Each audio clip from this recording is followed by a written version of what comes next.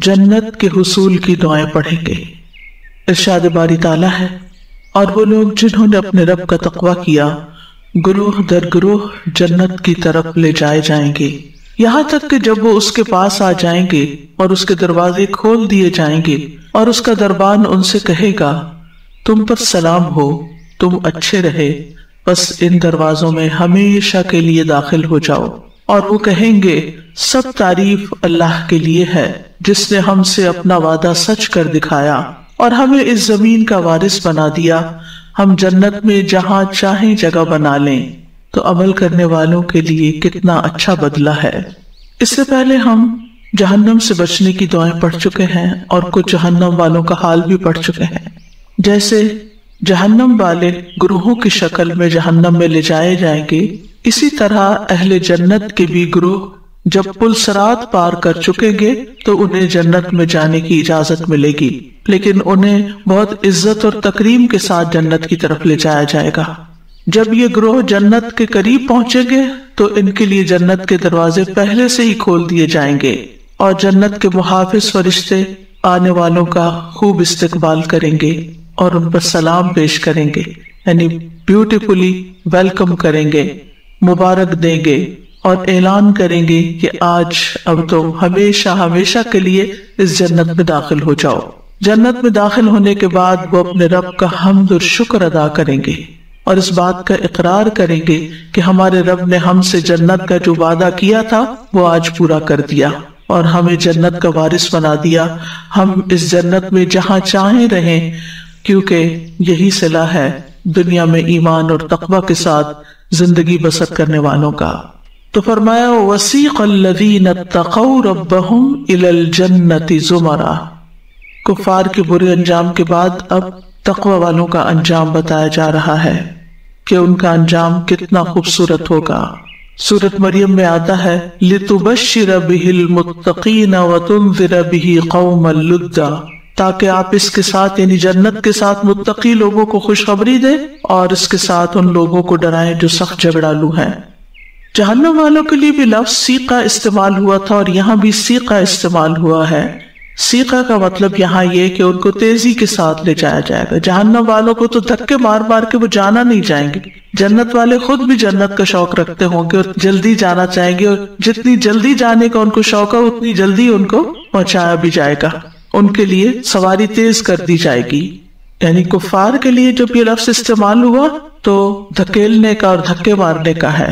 मुत्तकीन को जन्नत की तरफ जाने के लिए भी ये लफ्ज़ मुशाकलत के तौर पर इस्तेमाल हुआ है और यहाँ जन्नत वालों के इकराम का जिक्र है। जन्नत वाले बेहतरीन खूबसूरत सवारियों पर सवार होकर जन्नत की तरफ ले जाए जाएंगे, लेकिन उसके लिए शर्त क्या है? तक़वा। जिन्होंने दुनिया में अजाब से बचने के लिए मेहनत की, जद्दोजहद की, क्योंकि हर एक अपने अमल के एतबार से ही अपने अंजाम को पहुंचेगा। और अहले जन्नत के भी ग्रोह होंगे, मसलन अंबिया के ग्रोह, सिद्दीकीन के, शुहदा के, सालिहीन के, और उसमें भी फिर दर्जा बदर्जा जमातें होंगी। जिनके अमाल ज्यादा अच्छे होंगे उनका दर्जा बड़ा होगा, उनका मकाम कुछ और होगा, और जो कम दर्जे के होंगे वो कम दर्जे के होंगे। रसूलुल्लाह सल्लल्लाहु अलैहि वसल्लम ने फरमाया, बेशक जन्नत में 100 दर्जे हैं जो अल्लाह ने अपने रास्ते में जिहाद करने वालों के लिए तैयार किए हैं। इन 2 दर्जों में इतना फासला है जितना आसमान और जमीन के दरमियान। यानी एक है इंसान रूटीन की इबादत करे और अपने जाती जिंदगी के कामों के साथ अल्लाह अल्लाह करे, लेकिन एक ये है कि अल्लाह के दीन की खातिर अपने घर से निकले और उसके लिए मेहनत करे, दूसरों को दीन की दावत देने के लिए, और जो भी सूरत हाल उसमें पेश आए आखिर तक उन सारे कामों के लिए यानी सख्त मेहनत करे। और इसमें इंसान अपने आप को थकाता भी है, बहुत सी चीजें नफ्स के खिलाफ होती हैं, बहुत सी मुश्किलात होती हैं, उन पर सब्र करना पड़ता है। तो जो दुनिया में अल्लाह की खातिर जितनी मुशक्कत बर्दाश्त करेगा, अल्लाह ताला क़यामत के दिन उतनी ही उसकी कदरदानी फरमाएगा और किसी का भी अजर ज़ाया नहीं करेगा। जन्नत में कुछ लोग सबसे पहले ले जाए जाएंगे, तो जो सबसे पहला ग्रोह जाएगा उनकी शान एक हदीस में बयान हुई है। अबू हुरैरा कहते हैं कि रसूलुल्लाह सल्लल्लाहु अलैहि वसल्लम ने फरमाया, पहली जमात जो जन्नत में दाखिल होगी उनके चेहरे 14वीं रात के चांद की तरह चमक रहे होंगे, और जो उनके बाद दाखिल होंगे वो जगमगाते सितारों की तरह होंगे। ان سب کے دل محبت میں ایک شخص کی طرح ہوں گے، یعنی کوئی کسی کے ساتھ انڈیفرنٹ نہیں ہوگا، مخالفت نہیں کرے گا، بلکہ محبت سے رہیں گے۔ ان میں کسی بات کا نہ اختلاف ہوگا نہ ہی کوئی دشمنی ہوگی، آپس میں سب کے درمیان اتفاق، پیار، محبت ہوگا۔ حتی اذا جاؤوہا وفتحت ابوابہا، یہاں تک کہ جب وہ اس کے پاس یعنی جنت کے پاس پہنچ جائیں گے اور جنت کے جھونکے اور خوشبو اور وہ سب، دروازہ کھلتا ہے تو باہر بھی آتی ہے، تو وہ سب ان تک پہنچ رہی ہوگی اور دروازے پہلے سے ہی کھولے جا چکے ہوں گے، یعنی ان کے اکرام کے لیے ان کو زحمت نہیں برداشت کرنی پڑے گی۔ لیکن ہم سب جانتے ہیں کہ سب سے پہلے محمد صلی اللہ علیہ وسلم جنت میں داخل ہوں گے۔ آپ نے فرمایا میں قیامت کے دن جنت کے دروازے پر آؤں گا اور اسے کھلواؤں گا، یعنی باقی جنتیوں کے آنے سے پہلے آپ پہلے سے کھلوا چکے ہوں گے۔ پھر جنت کا داروغہ کہے گا آپ کون ہیں؟ تو میں کہوں گا محمد۔ وہ کہے گا مجھے آپ سے پہلے کسی کے لیے دروازہ کھولنے کا حکم نہیں ہے، یعنی آپ ہی کھلوائیں گے۔ اور جیسا کہ آپ جانتے ہیں کہ جنت کے 8 دروازے ہیں، جنات عدن مفتحۃ لہم الابواب، ہمیشہ کے باغات اس حال میں کہ ان کے دروازے پورے کھلے ہوں گے۔ بعض اوقات ہوتا ہے نا، اگر آدھا کھلا ہوا ہو تو اس میں بھی کئی دفعہ زحمت ہوتی ہے، انسان آدھے دروازے سے گزرتے ہوئے ٹکرا جاتا ہے، یا پھر یہ کہ بعض اوقات فولڈنگ دروازے ہوتے ہیں اور وہ آدھا حصہ کھلا ہوتا ہے آدھا نہیں کھلا ہوتا، لیکن یہاں یہ کہ پورے پورے کھلے ہوئے ہوں گے۔ اور جنت کے دروازوں کے درمیان بہت بڑا فاصلہ بھی ہوگا، یعنی دروازے ایسے نہیں جیسے دنیا کے دروازے ہیں۔ نبی صلی اللہ علیہ وسلم نے فرمایا اس ذات کی قسم جس کے ہاتھ میں میری جان ہے، بے شک جنت کے دروازے کے دونوں کناروں میں اتنا فاصلہ ہے جتنا مکہ اور ہمیر میں ہے یا مکہ اور بصرہ میں ہے، یعنی مکہ اور عراق، میلوں میل ہوگا وہ دروازہ۔ اور آپ نے دیکھا ہوگا کہ جیسے حرم کے دروازے کھلے ہوتے ہیں تو ان میں سے کثرت سے لوگ اندر جاتے ہیں تو وہ ایک اور ہی منظر ہوتا ہے، یعنی چھوٹے دروازے میں ایک تنگی کا احساس ہوتا ہے اور وسیع دروازے میں وسعت کا۔ وقال لهم خزنتها سلام علیکم، اور جنت کے دربان ان کو خوش آمدید کہتے ہوئے سلام کریں گے۔ سلام کا مطلب یہ ہے کہ تم آئندہ ہر آفت، ہر تکلیف، ہر مشقت، ہر برائی سے محفوظ رہو گے۔ جنت میں سلام ہی سلام ہوگا، کوئی بیڈ نیوز نہیں ہوگی، کوئی تکلیف دہ خبر نہیں ہوگی۔ دنیا میں آپ کتنا بھی اپنے گھر کو صاف ستھرا کر لیں، سجا لیں، بنا لیں، آپ اپنے لباس اچھے کر لیں، کھانا اچھا بنا لیں، ہر کام اپنا اچھا کر کے رکھ لیں، لیکن آپ اس پہ کوئی کنٹرول نہیں رکھتے کہ کوئی آپ کو انتہائی بری خبر سنائے، یا یہ کہ دنیا کے کسی کونے میں کوئی نہ کوئی جھگڑا، فساد، قتل اور فساد کی داستان آپ کو نہ سننی پڑے۔ یعنی آپ ہر چیز سیٹ کر کے رکھ لیتے ہیں، ایک ٹی وی آن کرتے ہیں تو آپ کے سامنے تباہیوں کے مناظر کھل جاتے ہیں، لیکن جنت میں ایسی کوئی بری خبر نہیں ہوگی، حتیٰ کہ انسان جہنم والوں کے بارے میں بھی نہیں سوچے گا، جو چلے گئے اپنے انجام کو پہنچ گئے۔ یعنی دنیا میں تو یہ ہوتا ہے کہ اگر آپ کے پاس ساری نعمتیں ہیں اور آپ کے کسی بہن بھائی کے پاس نہیں ہے یا کسی بچے کے پاس نہیں، سارے بچے اپنے گھروں میں خوش ہیں، اگر ایک خوش نہیں ہے تو آپ دیکھیں ماں کا حال کیا ہوتا ہے۔ وہ جو خوش ہیں ان کے بارے میں نہیں خوش ہوتی، لیکن جو ایک تکلیف میں ہے اس کے بارے میں ہر وقت سوچتی رہتی کہ اس کو تکلیف ہے، اس کو تکلیف ہے۔ تو یہ ایک قدرتی سی بات ہے کہ دنیا میں انسان مکمل خوشی حاصل کر ہی نہیں سکتا، پرفیکشن ہے ہی نہیں، آپ جتنی بھی چاہے کوشش کریں، لہذا جو اللہ دے اس پہ شکر ادا کریں اور جو نہیں ہے اس کے لیے دعا کرتے رہیں۔ تو جنت میں سلامتی ہی سلامتی ہوگی، لا يسمعون فيها لغوا ولا تأثیما الا قیلا سلاما سلاما۔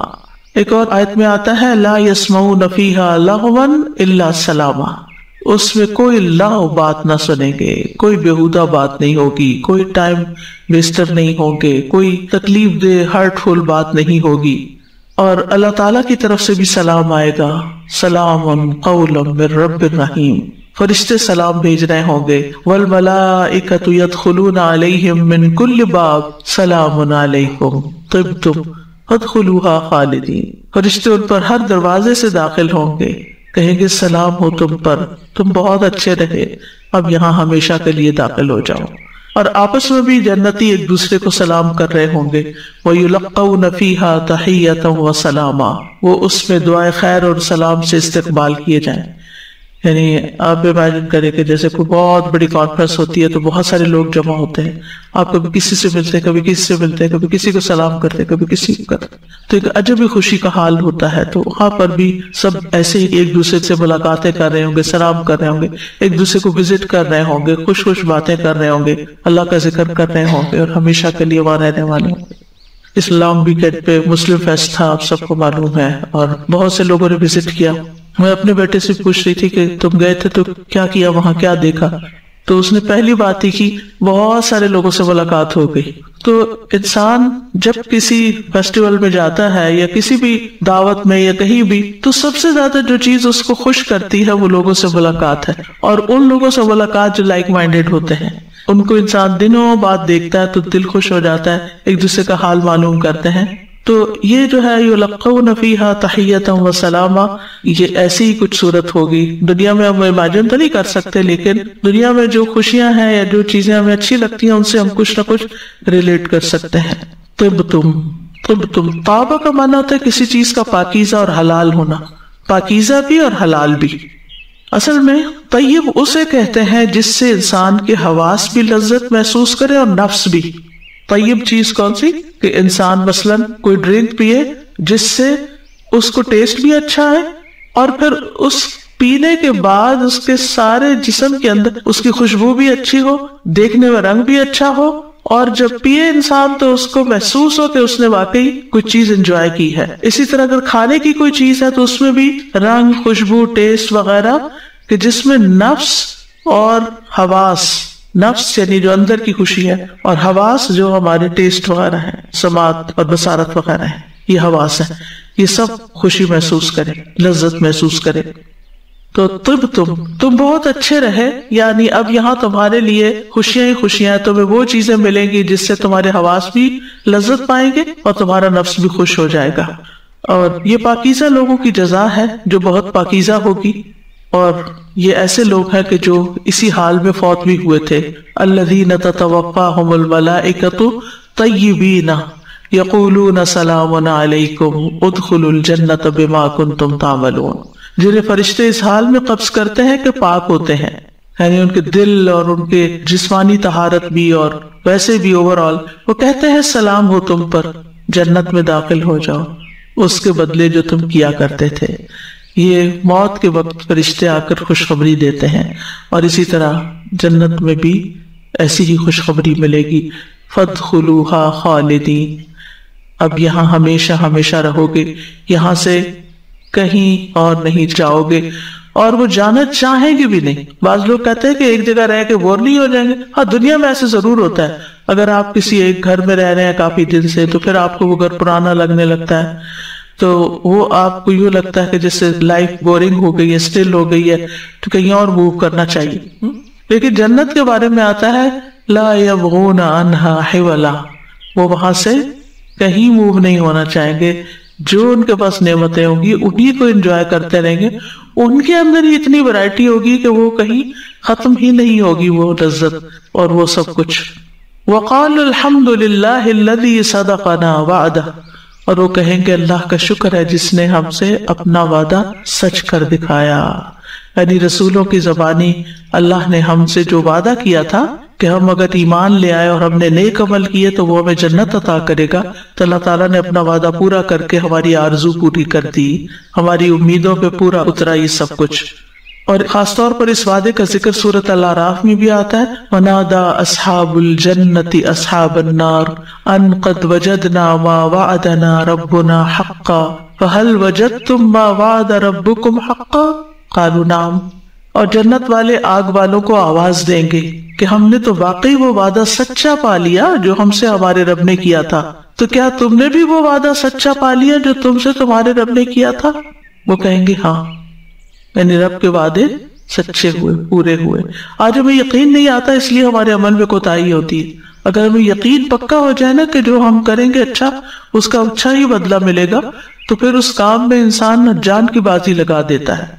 اور وقال الحمدللہ، جنتی جنت میں پہنچ کے اللہ کا شکر ادا کریں. اور یہ وہی لوگ ہوں گے جو دنیا میں بھی اللہ کا شکر ادا کرتے رہتے ہیں.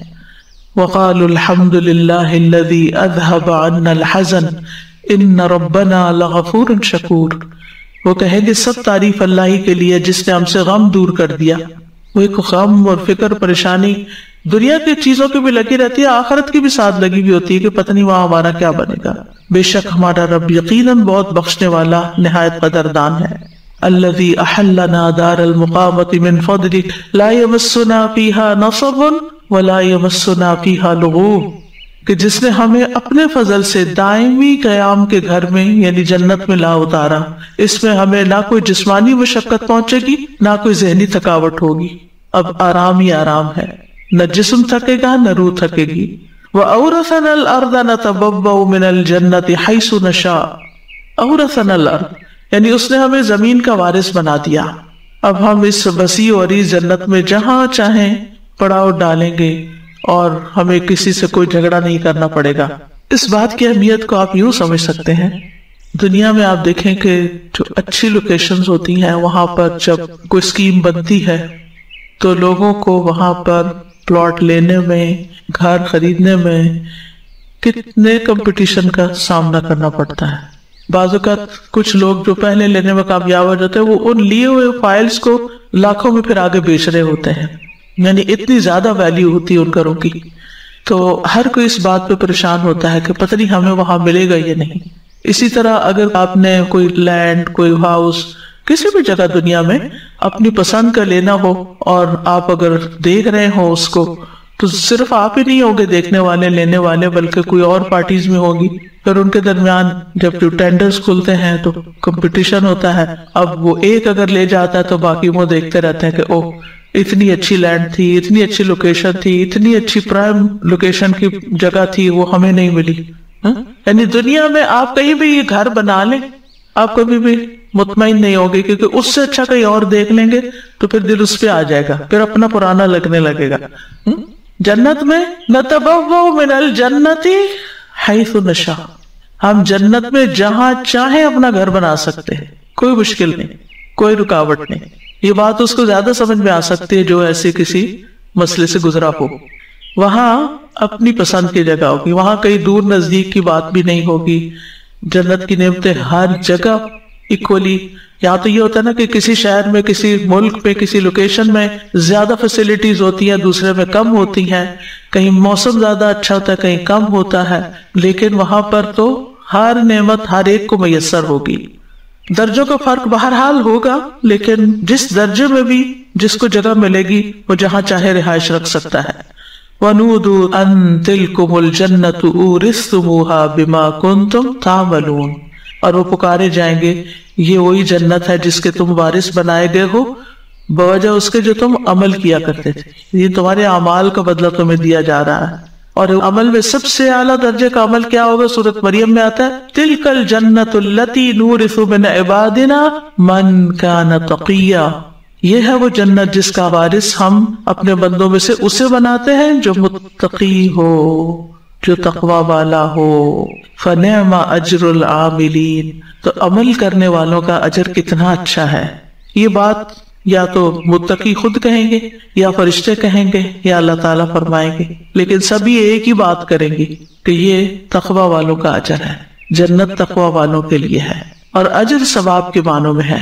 अल्लाह ताला ने अपनी तरफ से फजल और एहसान का मामला करते हुए इसको अजर कहा है। अजर का लफ्ज उजरत से है। उजरत कहते हैं अपनी वेजेस जिसको कहते हैं, यानी ये तुम्हारे काम का बदला है। हालांकि जन्नत तो अल्लाह की रहमत है और अल्लाह का फजल और एहसान है, लेकिन अल्लाह सुब्हान ताला फजल फरमाते हुए उसको उनके मेहनत का बदला करार देंगे। तो इन आयात से जो सबसे अहम बात पता चलती है कि तकवा जन्नत में दाखिले का सबब है। तकवा जन्नत में दाखिले का सबब है। जब इंसान के अंदर तकवा आ जाता है ना, तो उसे दुनिया में उन कामों से मोहब्बत हो जाती है, उन कामों में लज्जत मिलने लगती है जो जन्नत वालों के काम हैं, जो जन्नत में ले जाने वाले काम हैं। उस इंसान को अल्लाह ताला उन कामों का शौक दे देता है, उन कामों की मोहब्बत दे देता है। कोई एक काम बताइए जिससे इंसान जन्नत के रास्ते पे चल पड़ता है। दलील है इसके ऊपर, है ना, मन सलका तरीक़न यल्तमिसु फीहि इल्मन सहलल्लाहु लहू तरीक़न इलल जन्नह, जो ऐसे रास्ते पर चलेगा जिससे इल्म हासिल करे अल्लाह ताला उसके लिए जन्नत का रास्ता आसान कर दे।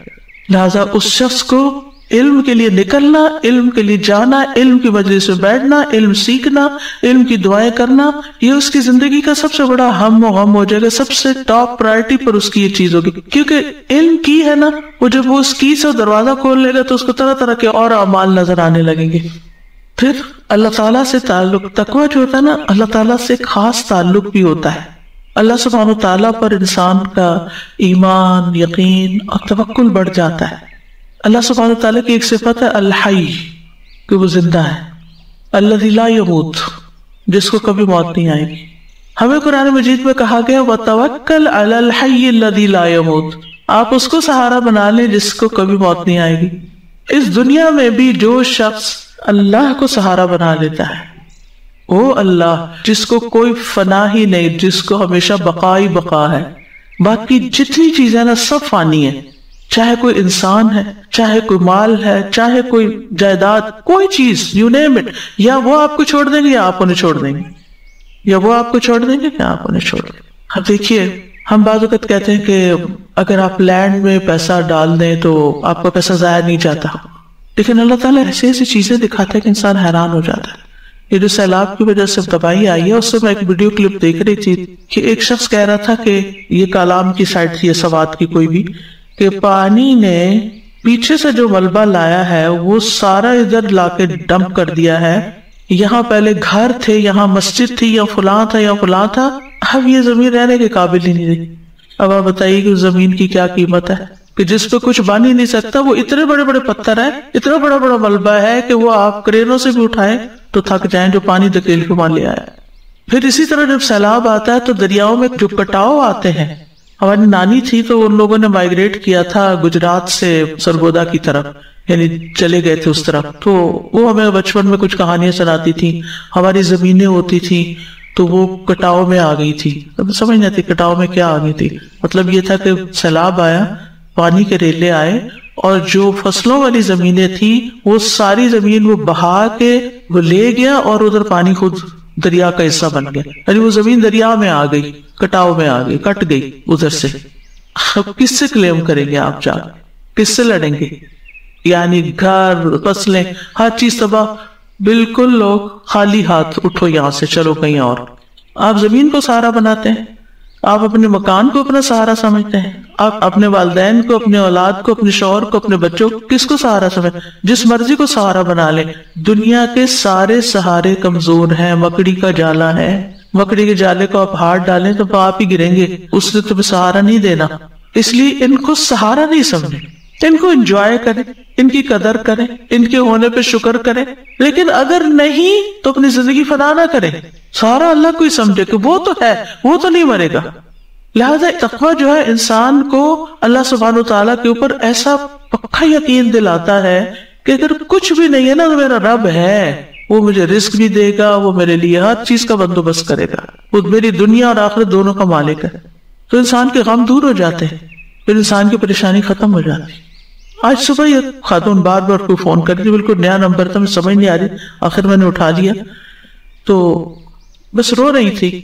مسئلہ کیا تھا کہ شوہر نے چھوڑ دیا، کسی اور عورت کے پاس چلا گیا. 20 سال پہلے کی بات ہے. چھوٹے چھوٹے 3 بیٹے تھے، ان کو اکیلے پالا، شادی نہیں کی، اکیلے پالا، ساری زندگی تکلیف اٹھائی. اب 2 بیٹوں کی شادی ہوئی ہے، وہ پلٹ کے نہیں پوچھتے، تیسرا اپنے دوستوں میں ہے، ماں بالکل اکیلی ہے. کہتے ان تینوں کو مجھ سے کوئی دلچسپی نہیں، کوئی دلچسپی نہیں، میں کیا کروں؟ میں نے ان کو یہی آیت سنائی، کوئی بھی طریقہ ہم اختیار کریں جس سے ہمارا اللہ تعالیٰ کی ذات پر یقین پختہ اور ہم انسانوں سے توقعات کاٹ دیں. دوسرے سہارے ٹیمپریری ہیں، مکڑی کا جالا ہے. تو اہل جنت کی خوبی کیا ہے اللہ سے تعلق میں؟ کہ وہ اللہ کو اپنا سہارا بناتے ہیں اور ظاہر میں نظر آنے والے سہاروں کو سہارا نہیں سمجھتے، ان کا بھروسہ اللہ پر ہوتا ہے. پھر ایک اور خوبی ان کی کیا ہوتی ہے کہ نظر آنے والی چیزوں کی محبت میں ایسا گرفتار نہیں ہوتے کہ اپنے رب کو بھول جائیں. ان کے دل میں اللہ کی محبت ہر چیز کی محبت سے زیادہ ہوتی ہے، چاہے مال ہو، اولاد ہو، دوست ہو، کوئی بھی چیز ہو. ایسا نہیں کہ ان سے محبت نہیں کرتے، لیکن ان چیزوں کی محبت اللہ کی محبت پہ غالب نہیں آتی. اللہ کی محبت ان چیزوں پہ غالب آتی ہے. اور جب اللہ کی محبت غالب آتی ہے نا، پھر جب نماز کا وقت ہوتا ہے نا تو ہم بیٹھے نہیں رہ جاتے، ہم اٹھ کے اللہ کے حضور چل پڑتے ہیں. پھر یہ رشتے اور یہ سب ہمیں اللہ کے راستے میں دینے سے روک نہیں سکتے، ورنہ کیا ہوتا ہے، انسان بخل کیوں کرتا ہے؟ کس کے لیے بخل کرتا ہے؟ کس کے لیے مال جمع کرتا ہے؟ اگر سوچے تو ہماری اپنی ذاتی ضرورت کتنی ہے، ہم کتنا کھا لیں گے، کتنا پہن لیں گے، کہاں لگانا ہے ہم نے، کہاں لے جانا ہے، کہ ہم صدقہ بھی نہیں کرتے۔ آ جا کے ہم پھر بچوں کے لیے ہاں، بچے پھر جب اپنا منہ دکھاتے ہیں تو پھر ہمیں پریشانی ہوتی ہے۔ پھر اسی طرح دنیاوی چیزوں کے خوف سے، ایک طرف محبت ہے، دوسری طرف خوف ہے۔ دنیاوی چیزوں کے خوف سے زیادہ اللہ کا خوف ہوتا ہے۔ یہ جنت والوں کی خصوصیات بتا رہی، نعم اجر العاملین، یہ سب عمل سے تعلق رکھتا ہے۔ پھر ایسا شخص جنت میں جانے والا رسول اللہ صلی اللہ علیہ وسلم کی سنت سے اپنی مرضی، اپنی عقل سے زیادہ محبت کرتا ہے، یعنی اپنے ماں باپ کے طریقے، اپنے طریقے، کلچر، ماحول، یہ سب پیچھے ہیں، میرے نبی کی سنت سب سے آگے ہے۔ پھر ایک طرف دنیا کی مصلحت ہوتی ہے، ایک طرف آخرت کی۔ جو جنت کمانے والے ہوتے ہیں وہ آخرت کی مصلحتوں اور فائدوں کو پرائرٹی پہ رکھتے ہیں کہ کیا چیز مجھے وہاں فائدہ دے گی۔ پھر اسی طرح حق کو اگنور کرنے کی بجائے حق کو مان لینا انہیں زیادہ پسند ہوتا ہے، حقیقت کو قبول کرتا ہے۔ وہ غفلت میں کہکے لگانے سے زیادہ تنہائی میں اللہ کے سامنے رونے کو زیادہ پسند کرتے ہیں، ان کو اس میں زیادہ لطف آتا ہے۔ کسی کے ساتھ کوئی شکایت ہو جائے، کوئی ناراضگی ہو جائے تو اس سے انتقام لینے کی باتیں نہیں سوچتے، اس کو معاف کرنے کا سوچنے لگتے ہیں، کیونکہ اللہ تعالیٰ کو معاف کرنے والے پسند ہے۔ پھر اسی طرح کسی کے حقوق غصب کرنے کے بجائے حقوق دینے والے ہوتے ہیں، ان کے دل کے اندر حسد، بغض، نفرت کے جذبات نہیں ہوتے، بلکہ کسی کے بارے میں بری رائے قائم کرنے سے زیادہ ان کو کیا پسند ہوتا ہے؟ اچھی رائے قائم کریں۔ جب ہم کسی کے بارے میں اچھی رائے قائم کرتے ہیں تو پھر کیا ہوتا ہے؟ تو دنیا بھی جنت بن جاتی ہے۔ اسی لیے امام ابن تیمیہ کہتے ہیں کہ دنیا میں بھی ایک جنت ہے، جو شخص دنیا کی جنت کا ذائقہ نہیں چکھے گا وہ آخرت کی جنت میں نہیں جا سکتا۔ ان فی الدنیا جنت من لم يدخلها لم يدخل جنت الاخرہ۔ اس کا مطلب کیا ہے؟ اس کا مطلب یہ ہے کہ دنیا کی جنت یہ ہے کہ وہ اعمال جو انسان کو جنت میں لے جانے والے ہیں وہ اس کے لیے زیادہ محبوب بن جاتے ہیں بنسبت ان اعمال کے جو اس کی دنیا کو بڑا خوبصورت بناتے رہتے ہیں۔ یعنی جس شخص کو جنت میں جانے کا شوق لگ جائے گا نا، اس کو جنت کی طرف لے جانے والے اعمال کا بھی شوق لگ جائے گا، ان چیزوں کی محبت اس کے دل میں آ جائے گی۔ اب مثلا جنت سے روکنے والی کون سی چیزیں ہمیں معلوم ہے، جیسے تکبر، رائے برابر بھی تکبر جو ہے وہ جنت میں جانے سے رکاوٹ ڈال دے گا کہ میں بڑی چیز ہوں، میری بات زیادہ امپورٹنٹ۔ وہ کیا کرے گا؟ کہیں بھی جھک جائے گا، کسی کے ساتھ بھی ہمبل ہوگا، چاہے اپنے سے چھوٹا ہو بڑا ہو، کوئی بھی، اس کو مشکل میں صبر کرنا مشکل نہیں لگے گا۔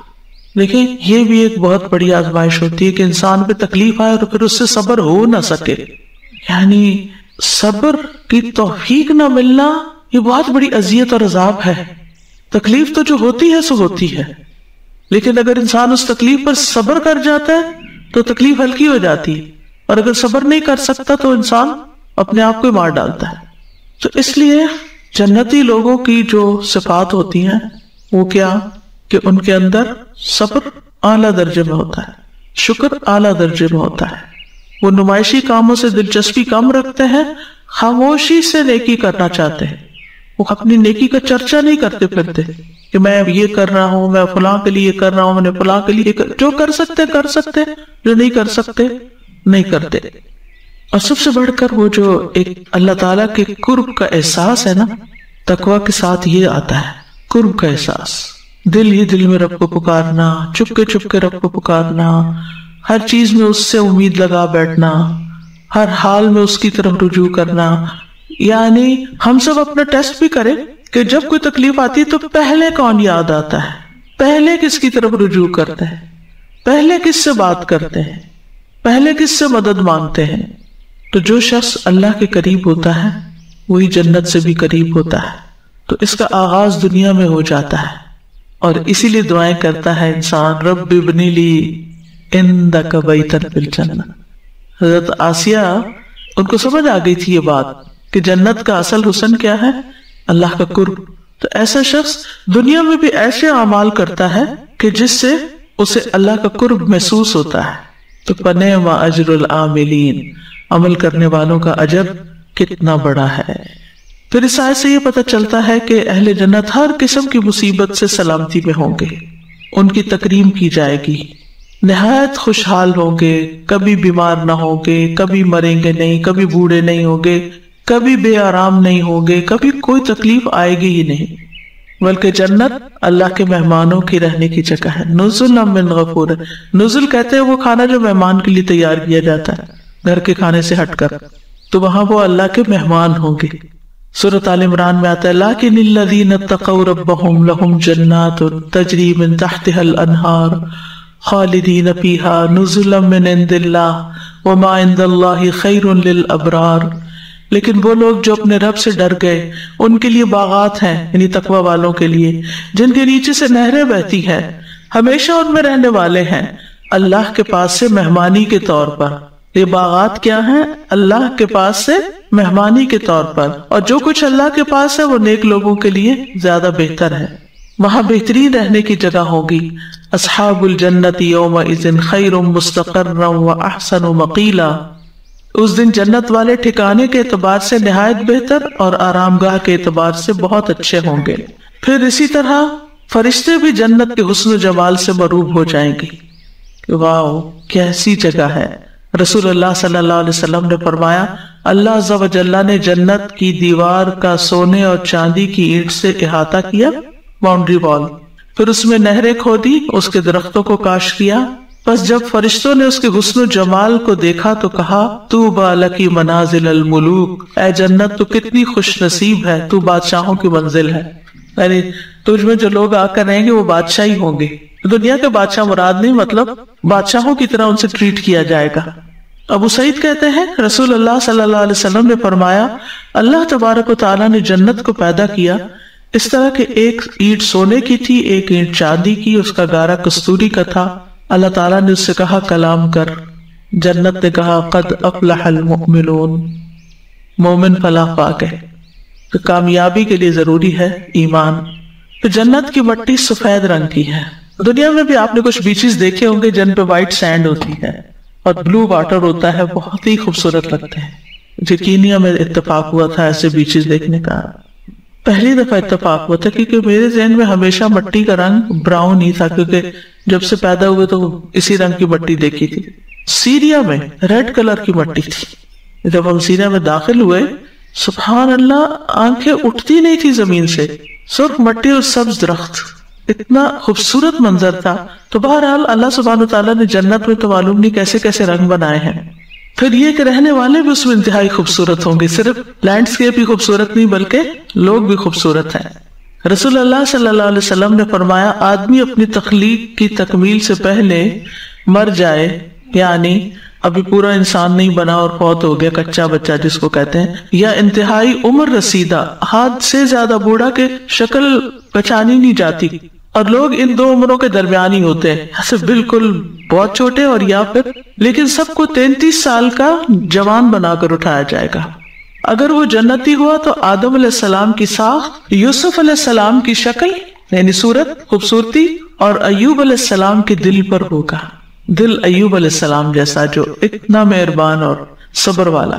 اہل جنت جنت میں نہ تھوکیں گے، نہ ناک سے کوئی آلائش آئے گی، نہ پیشاب پخانہ کریں گے، پسینہ بھی مست کا ہوگا، ایک جیسے اخلاق ہوں گے، یعنی سب ایک جیسے معاملہ کریں گے ایک دوسرے سے۔ دنیا میں یہ نہیں ہوتا، یعنی آپ کسی کے ساتھ کتنا بھی اچھا معاملہ کریں، ضروری نہیں کہ آپ کو سب جواب میں اچھا ہی رسپانس ہے، نہیں، لیکن وہاں ہر کوئی دوسرے سے اچھا ہی کر رہا ہوگا۔